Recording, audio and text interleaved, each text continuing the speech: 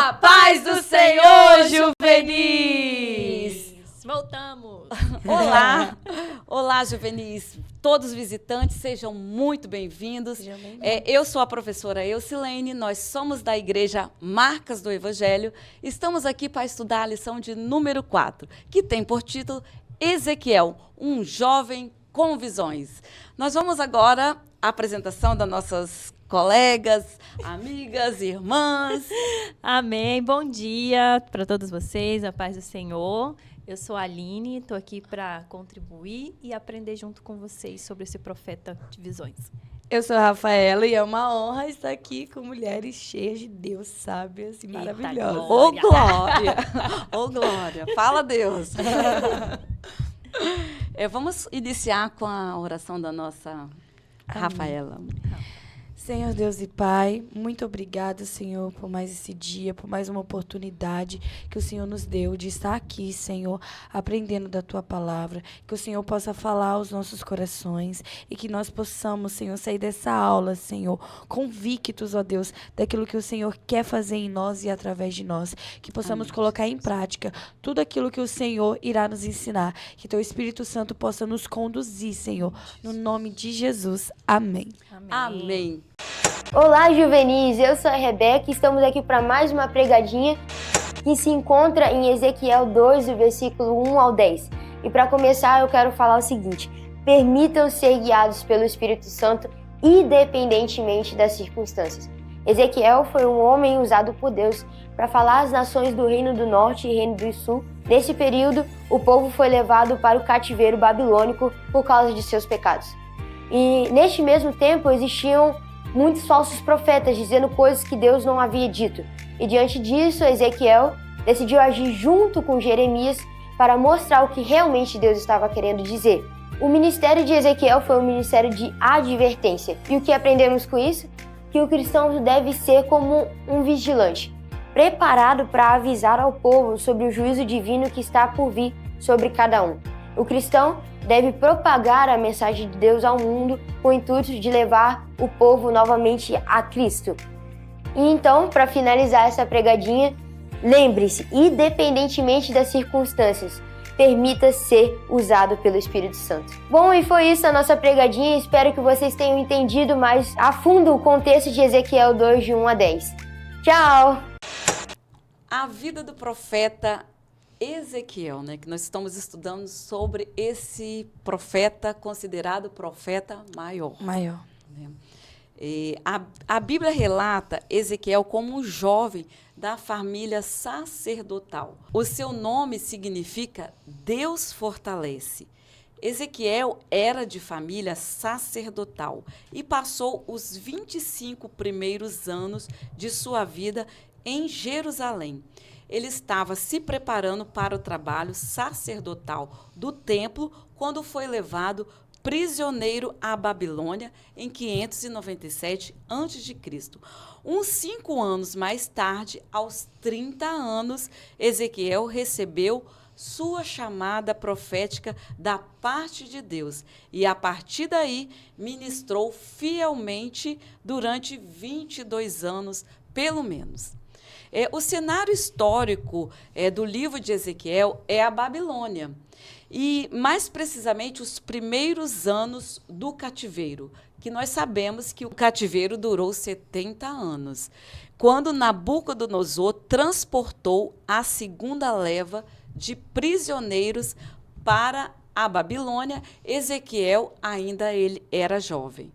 Foi um período muito complicado para o povo judeu, que veio a testemunhar a completa destruição de Jerusalém alguns anos depois. Fazendo um apanhado do contexto histórico da época, nós podemos perceber, eu deixei até anotado aqui, nós fizemos umas anotações, que em 605 a.C., os jovens judeus foram escolhidos e foram deportados para a Babilônia. Entre eles estava Daniel e seus três amigos. Né? Então, isso foi a primeira leva de judeus para a Babilônia. E em 597 a.C., mais 10.000 foram levados cativos à Babilônia. Nesse período, Ezequiel foi junto. E em 586 a.C., as forças do exército do rei Nabucodonosor destruíram completamente Jerusalém e o templo. E a maioria dos sobreviventes foram transportados à Babilônia. Então, o ministério profético do profeta Ezequiel ocorreu durante a hora mais tenebrosa da história do Antigo Testamento, que foram os 7 anos que antecederam a destruição de Jerusalém e do templo, em 586, e os 15 anos seguintes durante o período do cativeiro, no exílio, né? Ezequiel, ele tinha uns 17 anos quando ele foi Jovem, né? deportado. Nossa idade aqui E ele era, Sua idade, ele né? era ele era praticamente da idade de Daniel, mas que Daniel foi primeiro na primeira leva. Então Daniel já estava na Babilônia quando ele foi deportado. E Ezequiel e Daniel, eles eram contemporâneos do profeta Jeremias, porém mais jovens, né? Sim. Porque ele era um profeta mais velho em Jerusalém, provavelmente eles foram influenciados pelos profetas Jeremias. Então, quando Ezequiel chegou à Babilônia, Daniel já era bem conhecido lá, né? Sim. Já era um homem de elevada sabedoria profética lá na Babilônia. Inclusive, uma certa liberdade, assim, eu creio que foi influenciada pelo próprio Daniel, né? Porque o povo que foi levado cativo, eles podiam plantar ali, poderiam fazer as práticas religiosas. Eu creio também, por isso, por causa da influência que Daniel tinha também no governo, né? Sim. Com Então, certeza. ele dava essa liberdade ali para o povo judeu ter essa... Tinha um espaço para eles, né? Inclusive, Essa lá próximo ao autonomia, rio né? Quebar era o espaço que os judeus tinham ali na Babilônia. Sim, e lendo a história do profeta Ezequiel, né, no livro, ao contrário de Daniel, Ezequiel era casado, né? Relata ali que ele era casado e vivia como um cidadão comum entre os exilados judeus, junto ao rio Quebar, né, que você citou. E nós vamos estar encontrando nesse livro do profeta Ezequiel, nos seus relatos, que o livro de Ezequiel vai nos ensinar preciosas lições acerca da forma que nós temos que lidar com determinados tipos de comportamentos reprovados pela palavra de Deus. Porque na época do profeta Ezequiel, ele pregou, né? Ele proferiu palavras, né, contra o povo rebelde da sua Seu época, próprio né? povo, né? Seu próprio povo, que era ele pregava as profecias para um povo de dura serviço, né? Então ele pregou para esse povo de dura serviço, de coração duro, né? Homens orgulhosos, né? Esse povo que já vinha ouvido muitas outras profecias a respeito, né, do cativeiro, né? Tentavam falar, né, instruir o povo, mas o povo rejeitava E preferia todas ouvir as profetas instruções mentirosos. Né? Eles paravam os ouvidos para ouvir proferir profecias mentirosas e acatavam isso. Enquanto que os profetas verdadeiros de Deus, né, eles ignoravam esses ensinos. Né? E isso só foi piorando, né, a situação deles, né? E o povo judeu já sabia que o cativeiro ia acontecer, que havia de passar ali por 70 anos, mas o povo de Deus sabia também que Deus ia estar com eles, né? O tempo todo. Era necessário isso até mesmo por conta do pecado do povo, né? Para que eles reconhecessem Deus. Só que eles preferiam ouvir profetas que aquela questão, né? Ouvir pessoas que falavam coisas que queriam agradáveis, ouvir, né? Coisas que... E hoje não é tão diferente, né? É verdade. Infelizmente, a gente vai buscar ouvir pessoas que vão satisfazer aquilo que Nós queremos ouvir. queremos que às vezes, muitas das vezes, não tem nada a ver com a palavra de Deus. Verdade. Né? E ele passou, o profeta Ezequiel, ele passou os seus primeiros 25 anos de sua vida em Jerusalém. A vida dele era lá. E ele se preparando para o exercício, para o sacerdócio. Né? Então, ele, quando ele foi levado prisioneiro, né? Então, aos 30 anos, a partir daí, né, dos seus 25 aos 30 anos, ele começou a exercer o ministério de profeta. Né? Então, ele teve um tempo de preparação. Sim. Né? Então, ele recebeu o chamado, aos 30 anos, ele recebeu esse chamado profético. Né? Então, período que iniciou o seu trabalho do livro, né, dos seus escritos. Né? Sim. Acho legal porque é sempre um processo, né? Deus, ele às vezes entrega algo para nós, assim, em momentos que nós somos mais novos, mais jovens, mas às vezes imaturos para colocar em prática, vamos supor, um dom, né? Então Deus, ele vai moldando a gente aos poucos. E vai quando, preparando. E quando nós estamos já moldados, quando Deus, ele realmente já tratou aquilo que ele devia tratar conosco, é aí onde ele começa a nos usar. Eu acho isso muito legal. E o interessante também é que, nesse contexto que o profeta Ezequiel ele estava lá em Jerusalém, na sua destruição, e durante o exílio, né, que estava lá, o povo cativo, ele iniciou o seu ministério com o propósito de anunciar a mensagem do juízo divino. E as pessoas não deram ouvidos que iria acontecer, né, que iria chegar esse juízo, mas o povo apóstata, né, em Judá e em Jerusalém. Né? Então, Ezequiel, ele entregou, pelo menos ele tentou, né, entregar essa mensagem direcionada aos judeus que estavam no exílio, na intenção de encorajá-los a manterem a sua fé, né, para não se apostatar da sua fé. Pois no futuro, Deus restauraria o seu povo conforme a aliança que havia feito com eles. Né? E Deus é fiel para cumprir, né? Deus é fiel. Acho que faltou o povo entender isso, que aquilo ia passar, né? E Deus é fiel às suas promessas. E puxando o gancho aí, com relação à primeira visão que Ezequiel teve, né? E eu acho assim, quando vocês forem ler aí, no livro de Ezequiel, do capítulo 1, vai falar dessa primeira visão que ele teve.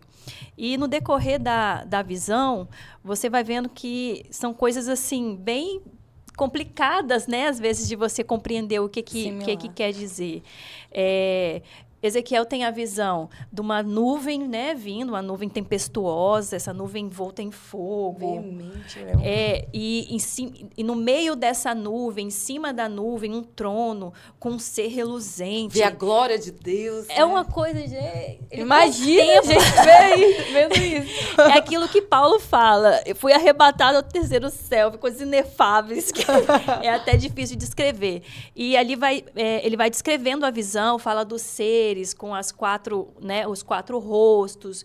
Ele fala das rodas que estão ao lado dos seres, embaixo, né, desse trono. Essas rodas com olhos, né? E tudo isso tem a ver com aquilo que Deus está falando com ele, está falando com Ezequiel o quê? Sobre a soberania de Deus. O que essa nuvem era? Essa nuvem, ela vinha do norte, né? Na visão fala que essa nuvem vinha do norte. Então, o que Deus estava querendo falar ali com Ezequiel? Que o juízo viria do norte. Do norte via a nação da Babilônia para Jerusalém. Mas, através dessa visão também, Deus está falando com ele que ele está acima dessa nuvem. Ou seja, eu estou acima dessa circunstância que vocês estão passando agora. Ele daria o livramento. Daria o livramento, vai passar. E que ele também não estava restrito ao templo. Porque o pessoal queria voltar, né, para Jerusalém, os profetas que profetizavam mentiras, falavam que ia haver uma revolução, que eles iam voltar, tal. Mas não, Deus, o que ele queria dizer ali para o povo, através do profeta também, era que Deus não se restringia ali ao templo, né? Que ele é um Deus que ele é onisciente, ele é onipresente, ele é onipotente. Aqueles seres, eles estavam servindo ao Senhor. Então, ali o que Deus estava querendo revelar E eu imagino, assim, que Ezequiel, ele ficou bem, assim, impactado. A Bíblia fala que ele ficou 7 dias, assim, atônito com aquela visão, porque ele viu o poder de Deus, ele viu que viria o juízo de Deus, ele viu a misericórdia de Deus, a santidade de Deus naquela visão ali. Foi tudo revelado isso para ele. E ele viu, assim, que o quanto Deus é soberano, o quanto Deus é misericordioso. E ele só pôde falar mesmo para o povo depois que Deus falou para ele, ó, você vai falar agora. Até então, ele tinha visto, mas Deus ainda não tinha dado a palavra para ele. E depois disso, dessa visão, eu lendo aqui, esses seres que eles tinham asas, né? Duas asas cobriam, as asas tocavam um no outro. E quando eles faziam o movimento das asas, fazia um barulho como o som de muitas águas. Imagina, assim, né? Meu Deus. E quando Deus foi falar para Ezequiel, quando Deus foi falar o que ele iria fazer, foi dar a missão, tudo isso silenciou. Aí os seres pararam para a voz de Deus, para Deus ministrar. E Deus foi dando ali os direcionamentos para Ezequiel. Deus falou lá, Ezequiel 2, 1, 7, que ele precisava pregar com coragem. Porque, como a Ilcelene falou, o povo era um povo rebelde, né? Desobediente. E era o povo de Deus. Assim, infelizmente, quando as pessoas elas se voltam, né, a fazer as coisas que elas faziam na vida antiga, elas se tornam às vezes bem piores do que aqueles que nunca ouviram, né? Então, 7 vezes pior. Né? Então ele estava falando, esse povo é de dura serviço, mas você tenha coragem. Sua tarefa especial era ministrar ao seu povo, os judeus. Ele foi enviado aos judeus rebeldes, endurecidos, que lhe fizeram companhia durante o cativeiro. Então, ele foi enviado para falar para esse povo, né? Então, Deus fala, você precisa ter coragem para pegar. E outra coisa, alimentar da palavra. E nesse período, esse povo que era considerado rebelde, eles desprezavam as profecias. Desprezavam as profecias. Imagina, ele convivia com essas pessoas, né? Sim. Aí, trazendo para os nossos dias. A gente tem visto alguma diferença? Não, nenhuma. A nossa geração não despreza também a palavra de Deus? Nós não estamos vendo cada vez mais eles relativizando tudo? Não é mesmo? E mais à frente vocês vão ouvir falar sobre os atalaias. Né? Mas o Senhor, ele falou com Ezequiel, ó, você precisa pregar com coragem, precisa alimentar-se da palavra, alimentar da palavra. Tanto que fala aqui no texto, mas tu, ó filho do homem, ouve o que eu te falo. Não sejas rebelde como a casa rebelde. Abre a tua boca e come o que eu te dou. Ou seja, se alimenta. Palavra, isso aí, se alimenta das profecias. Então, até que essa palavra, ela corra pelas nossas veias, né, pelos nossos poros, entendeu? Então, é isso que Deus está querendo dizer para Ezequiel. Aborrecer o pecado. Quando Ezequiel ele vê a santidade de Deus e ele vê a resposta que o povo tem com aquilo ali, ele fica, sabe, muito passado. E nós temos que ser assim. O pecado no tem vocabulário atual, né? Passado. Passado. Exatamente. Tem que aborrecer o pecado, entendeu? O pecado tem que ser algo assim abominável para nós, né? Preocupar-se com o pecado em condenação. Ou seja, juízo, isso né? aí. O juízo pregar, vem, né? A gente vai falar, ele vai anunciar que vai vir o juízo. É aquilo que diz em Isaías 61, né? Que o Espírito do Senhor me ungiu para pregar a liberdade ao cativo, para dar vista aos cegos, anunciar o ano aceitável do Senhor, o dia da vingança do nosso Deus. Foi para isso que Deus chamou a gente, né? E a mesma coisa foi com Ezequiel. E outra coisa que pregar somente a palavra de Deus. Ou seja, Deus falou com ele, quando eu falar com você, você vai pregar. Só quando eu disser para você.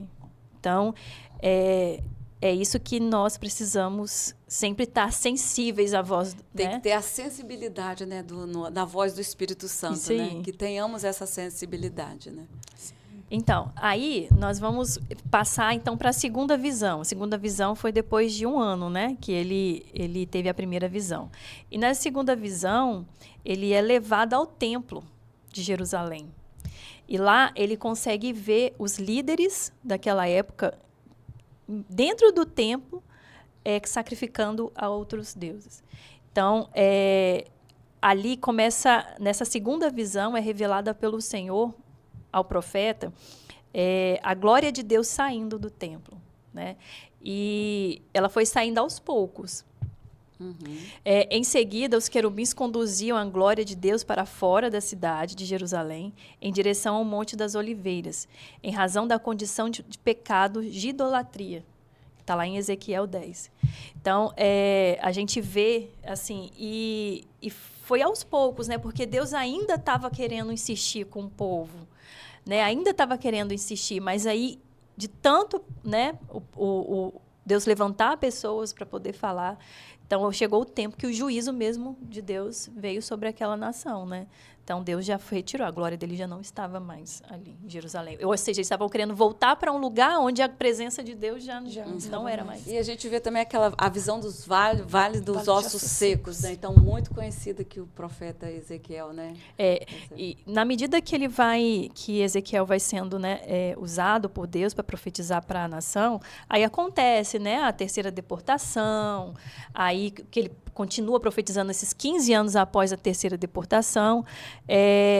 Então, o povo começa já a se acostumar com aquilo ali, porque já viu que Jerusalém já estava destruída, já estava sitiada. Então, o povo começa a parar. Então, Ezequiel começa a profetizar ali, trazendo aquela mensagem de esperança agora, né? O Vale de Ossos Secos é essa mensagem de esperança, né? Que Deus levantaria de um exército ali, né? De ossos sequíssimos. Profetiza aqueles ossos. Porque era isso que o povo de Deus tinha... Tinha que ter essa esperança, Sim, né? E eles estavam naquela condição, literalmente como um vale de ossos secos. Mas Deus tinha promessa de restauração do povo, né? E essas promessas...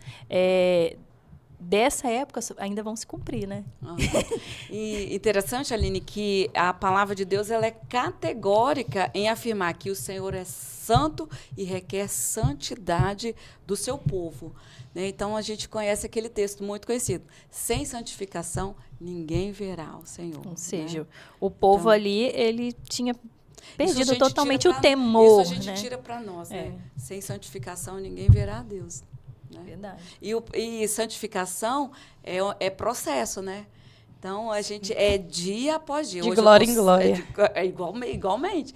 Hoje eu estou santa, amanhã mais santa ainda, né? Então, sede santo, até o apóstolo Paulo, né? Sede, pois, imitadores de Jesus Cristo, né? Sede santo como eu também sou santo, né? Então, nós estamos em processo de santificação, porque nós queremos chegar à estatura de varão perfeito, que é Jesus Cristo, né? Por que nós estamos na igreja? Por que a gente aceita Jesus Cristo? Porque a partir do momento que a gente aceita Jesus Cristo como nosso único e suficiente Salvador, acontece o processo de regeneração, que aceitou a Jesus de justificação e de regeneração como se fosse automático, né? Você aceitou a Jesus, todos os seus pecados são perdoados porque você é justificado em Cristo Jesus. Mas depois né? você Mas aí precisa vem ser o limpo, processo né? da santificação, né? A limpeza dos pecados. Então aí vai requerer de nós essa busca de ter o nosso caráter parecido com o caráter de Jesus Cristo.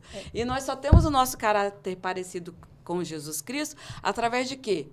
O fruto do Espírito. É isso que eu ia falar. Não é? A gente vê como, no decorrer da história do povo de Israel, né, da separação das tribos, dos reis, se levantava reis, né, que alguns eram piedosos, então o povo ia e buscava a Deus. Uhum. Aí quando esse rei morria, Fazia o povo o que voltava. mal que agradava aos olhos. Aí levantava outro rei e era isso, de contínuo. Isso continuou. Então, eu entendo que o povo sempre precisou se escorar em alguém. Ele não tinha essa iniciativa própria. O povo, a gente se inclui, né? Parece que a gente nunca aprende, né? É ensinado pastor está ali pregando, você tem que ler a Bíblia, você tem que orar, você tem que jejuar. Parece que entra num ouvido e sai no outro, né? Igual na escola, né? O professor está ali para ensinar, né? E às vezes, o aluno finge que aprende, né? E o professor finge que ensina, né? Sim. Então, tem que bater na tecla sempre. Então, isso a gente vê desde os tempos mais remotos, Sim. né? E eu vejo palavra profética, né? Eu vejo o quanto Jesus, quando ele foi, falou assim, eu vou para o Pai, mas eu vou mandar o outro Consolador. Porque é o Espírito Santo que nos ajuda nisso. Então, essa obra com o Espírito Santo agora em nós aí é diferente. É diferente. Então, aí não é mais um rei que eu vou me espelhar nele, né? Agora, eu tenho o próprio Espírito de Deus habitando em mim, que me conduz ao arrependimento. Graças a Deus pelo Espírito Santo, né? É a diferença toda.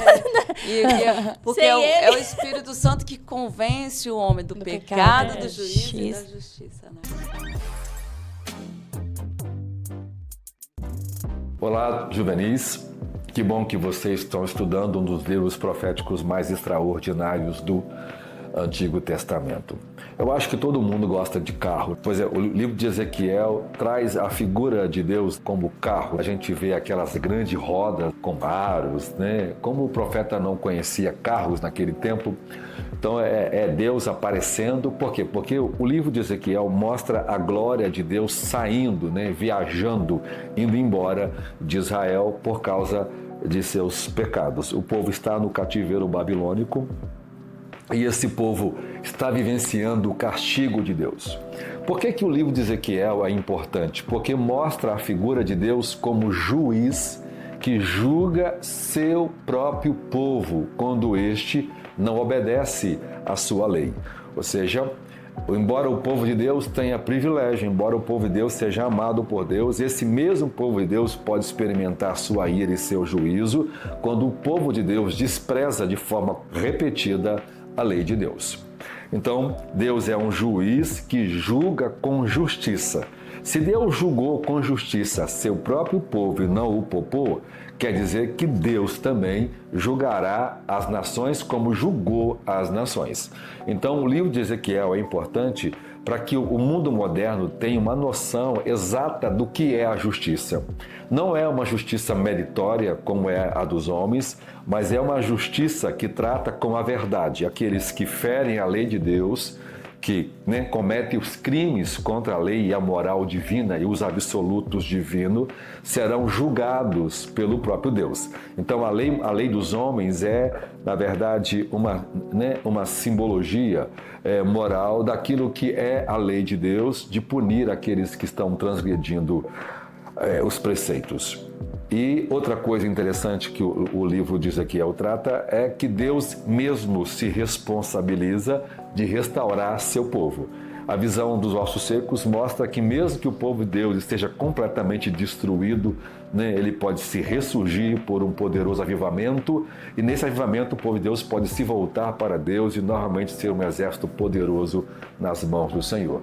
Então que nós possamos experimentar essa graça maravilhosa de Deus e lutar para que a glória de Deus nunca saia do nosso meio. Porque quando ela sair, o juízo de Deus virá e virá sem misericórdia. E se isso acontecer, que nós oremos por uma restauração de Deus para que sejamos levantados e outra vez experimentar essa bondade maravilhosa. Deus abençoe vocês.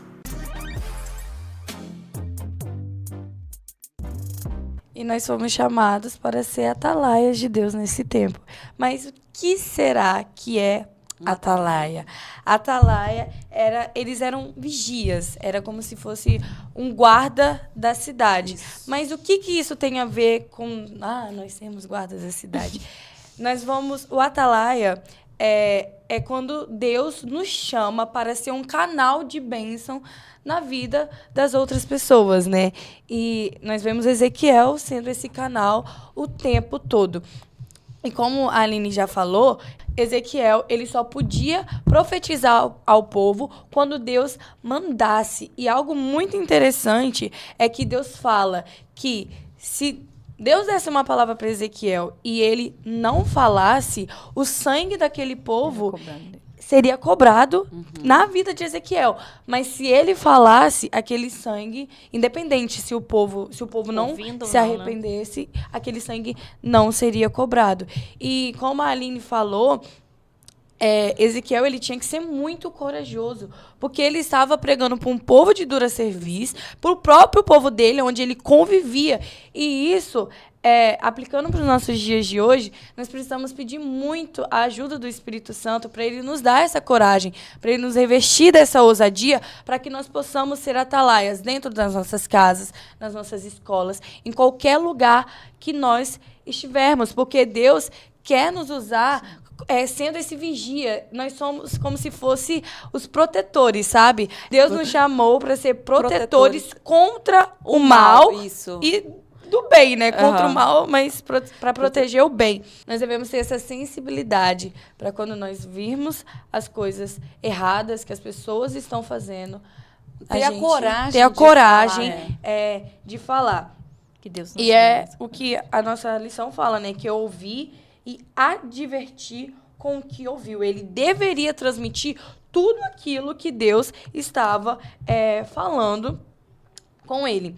E o Senhor também, durante 7 anos, cessou, né, a boca de Ezequiel. E isso nos mostra que Deus ele estava realmente querendo, esperando uma atitude do povo. Deus já sabia aqueles que iriam se arrepender, aqueles que não iriam se arrepender, mas ele queria que o povo se posicionasse.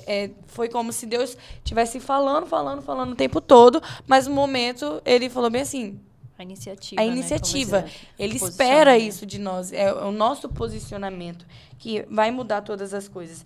Então, o nosso papel enquanto juvenis, jovens, como filhos de Deus, como atalaias de Deus na terra neste tempo, é pregar a palavra sem medo, com verdade, é nos santificar a cada dia, é comer essa palavra, porque também não tem como, né? Se A gente alimentar. querer pregar, saber o que é certo, o que é errado, para falar para as pessoas, se nós não nos alimentarmos e se nós também não praticarmos, né? Verdade. Porque as pessoas, nós somos um testemunho, nós somos um espelho. Deus procura alguém que esteja disposto, né? Ele Disposto. quer usar todos, mas você tem Tem que estar se disponível. dispor para fazer a obra de Deus, né? E ser usado por Deus e trabalhar na obra dele é um privilégio, né? Não é para qualquer um, né? É um privilégio, né? Para quem se dispõe, né? Então, mesmo sabendo que às vezes você vai se deparar com pessoas difíceis, pessoas rebeldes, pessoas que rejeitam a palavra de Deus, nós não podemos desistir, né? Temos um exemplo, né, de às vezes de pessoas que rejeitam, né, a palavra, a mensagem, né? Quando a gente vai tem a oportunidade de ir nos evangelismos, participar das abordagens, às vezes você vai falar de Jesus ou até mesmo entregar um folheto, né, ou um panfleto de algum convite, né? A pessoa fala, não quero, rejeita, vira as costas para a gente, né? Então, a gente vai se deparar hoje na nossa sociedade da mesma forma, pessoas que rejeitam a palavra de Deus. Mas nós não podemos desistir dessas pessoas. Sim, não podemos nos intimidar, né? Não podemos desanimar. Porque essa pessoa não quis, lá na frente pode ter outra que vai receber, vai abrir o coração e aceitar essa palavra. E a gente precisa entender que quando essas pessoas estão rejeitando, elas não estão rejeitando a nós. Porque muitas das vezes nós temos medo de falar pela rejeição que nós vamos sofrer. Mas elas não estão rejeitando a nós, elas estão rejeitando o próprio Deus. E, infelizmente, elas, né, vão pagar por isso. Verdade. Concluindo, né, nós podemos fazer uma conclusão da nossa aula, né? Nós podemos ver a experiência, né, do profeta Ezequiel, que de todas essas visões gloriosas que ele teve, de todos os ensinamentos que ele não desistiu, né, pregou ali, proferiu palavras, né, De arrependimento. de arrependimento, com toda a ousadia, Sim. né? Independente das pessoas da sua geração ser rebeldes, não quererem ouvir, né? Então, ele atendeu a esse chamado de Deus de falar para a sua geração, né? E o que eu acho lindo também, irmã Silene, quando eu vejo essas visões, quando você vai falar de Deus, que você vai falar de pessoa, primeiro você precisa ter contemplado ele, né? Então, quando você fala daquilo que você contemplou. Vimos e ouvimos. Isso. Por isso E Ezequiel, pregamos. quando ele tem essas visões, ele contempla a grandeza, a majestade do Deus em que ele serve. Assim como em Apocalipse 4, né, quando fala da visão do trono de Deus, os 24 anciões estão diante do trono. E quando eles estão diante do trono, contemplando aquilo ali, eles rendem as suas coroas, né? Isaías também, né? Que fala, viu o Senhor sentado no alto. Então, sobre quando a gente se entrega para contemplar a grandeza, a majestade de Deus, isso já brota de dentro de nós, né? Ministrar essa verdade, falar essa verdade para as pessoas, né? É um anseio, né? Que a gente não desanime, né? De que sejamos, que cada juvenil que hoje está participando dessa aula seja uma atalaia, né? Seja ali, né? Levantado, né? Como vigilante. Como vigiando, da casa né? de Deus. Isso aí. Vigiar e orar, né? Então, a palavra é bem nos ensina, né? Nos remete a não desanimar, né? Que mesmo a gente observando que a nossa sociedade hoje está tão distante dos valores, né? Que a gente acredita, né? Então, a sociedade está cada vez mais, né? Se deteriorando, né? Então, que a gente não desanime disso, né? Sejamos, assim, perseverantes, né? De estar tendo essa ousadia, né, com o Espírito Santo nas nossas Amém. vidas, né, Amém. tendo essa coragem de falar do amor dele Amém. Em nome de para Jesus. toda criatura, né, para todo aquele que, né, que a gente sabe que é precioso, né, Sim. cada alma, né, é preciosa para Jesus Cristo, né. Então, às vezes a gente vê morador de rua, né. Então, às vezes, aquelas pessoas que justamente, né, que estão à margem da sociedade, a gente não dá nada por elas, mas é uma alma preciosa para Cristo, né? Muito então, você preciosa. parar ao lado de uma pessoa dessa e falar, Jesus te ama. Então, aquela palavra pode ir no profundo do coração, né? E transformar, E né? transformá-la. Amém? E Deus, após transformá-la, levantá-la também. Levantá-la, reerguê-la, né? Para se Amém. tornar. Deus é aquele que tira do monturo, né? E se coloca como príncipe, né? Nós estávamos falando Tira aqui do- antes da lição, começar sobre isso, que Deus ele utiliza das nossas fraquezas Sim. para que nós possamos ajudar outras pessoas, erguer outras pessoas. Então que a gente possa ter Que sejamos essas essa pessoas, né? sensibilidade. Amém. Paz do Senhor, vamos iniciar agora o nosso Tá na Bíblia ou Tá Amarrado com os nossos queridos juvenis. Vamos lá então com o Pedrinho. Tá na Bíblia ou tá amarrado? O profeta Ezequiel é um profeta menor. Tá amarrado.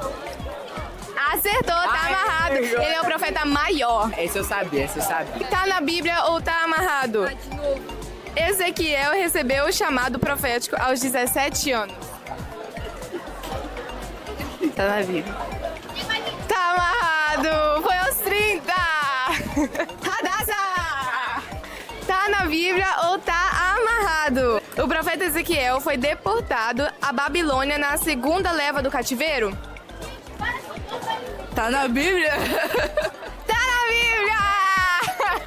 Vamos lá então agora com a Camila. Camila, tá na Bíblia ou tá amarrado? O profeta Ezequiel e Daniel foram contemporâneos de Jeremias. Quem? O profeta Ezequiel e Daniel foram contemporâneos de Jeremias. Tá na Bíblia, eu acho. Tá na Bíblia! Vamos lá, Davi. Tá na Bíblia ou tá amarrado? Ezequiel foi comparado a um atalaia. Tá amarrado. Tá na Bíblia! E assim encerramos o nosso Tá na Bíblia ou Tá Amarrado. É isso, juvenis. Seja um atalaia. É a palavra hoje que Pregar ficou, com né? coragem, Atalaia. viu? Coragem, ousadia. Se alimenta da palavra de Deus, né? Se alimenta até que ela saia assim, ó. Você soa a palavra de Nos Deus. poros, saia pelos poros. Saia É sobre pelos isso. poros. Durma com a palavra, acorde com a palavra. Né? Leia a palavra. Leia a palavra toda. Prega a palavra. Prega a palavra. Inste a palavra. É isso aí. Deus abençoe, né? Amém. Cada juvenil. Vamos estar orando com a irmã. Ah, ao ofertório. Isso. Estávamos esquecendo da oferta, Não um momento esqueçam da importante da oferta. nossa aula, que é a oferta. Você que já separou a sua oferta ali, contribua para a obra de Deus, participe desse projeto também da campanha dos 1000 valentes. Nós estamos na aquisição desse local, né, que tem abençoado tantas pessoas. Então, que seja esse um desses 1000 valentes para ajudar a obra de Deus, o reino de Deus. Glória a Deus. Quando entrares na casa do Senhor teu Deus, tira a sandália dos teus pés, purifica o teu coração, o lugar santo é. Teus olhos têm que refletir o brilho do Senhor que há em ti. Não se contamine com o mundo, não. Diante de Deus ninguém se esconde, não. O sol em todo tempo, fora aí dentro do templo, vigiando sempre, sempre bem atento. Há uma nuvem de testemunhas que te cercam. Toda hipocrisia vem à tona te consertar. Do grande dia ninguém pode escapar. O pecado encoberto ele vai mostrar. O juiz daquele dia dará a sentença. Céu ou inferno por tua recompensa. No grande dia até os mortos vão ressuscitar. E ali todos os joelhos vão se dobrar. A noiva de Cristo é alva como a neve. Se hoje fosse o grande dia começando a vestir, só entra no céu quem aqui for fiel. Santificação pra morar lá em Sião. Só entra no céu quem aqui for fiel. Vigiai e orai, o noivo logo vem.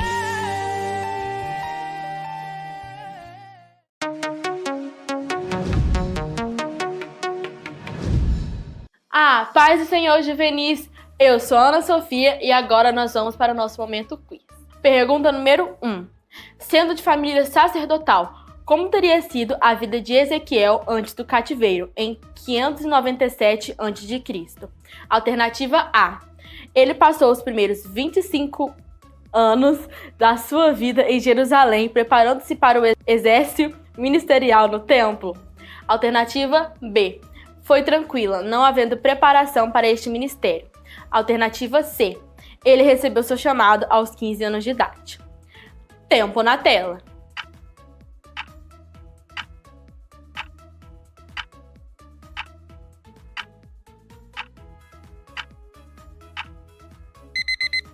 E a resposta correta é a letra A. Agora, vamos para a nossa segunda pergunta. Quem eram os profetas contemporâneos a Ezequiel? Letra A. Moisés e Amós. Letra B. Daniel e Jeremias. Letra C. Isaías, Joel e Jeremias. Tempo na tela.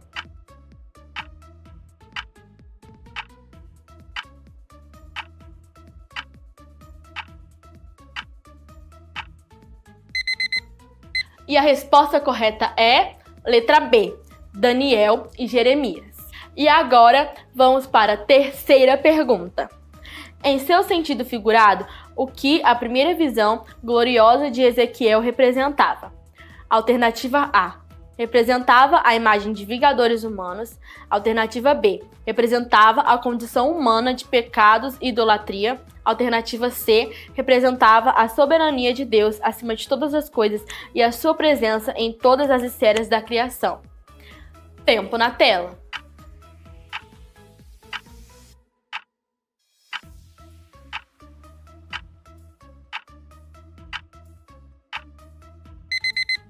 E a resposta correta é letra C.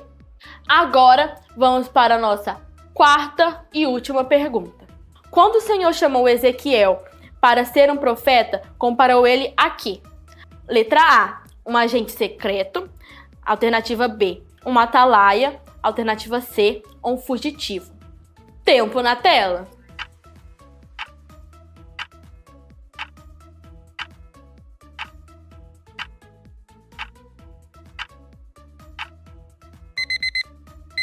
a resposta correta é letra B.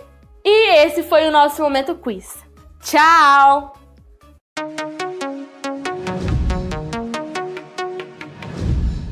Amém. Vamos orar então, né? Agradecer a Deus. Em nome de Jesus. Senhor, nós te louvamos, Pai, por sermos expostos, Senhor, a essa palavra, Jesus. Sim, Jesus.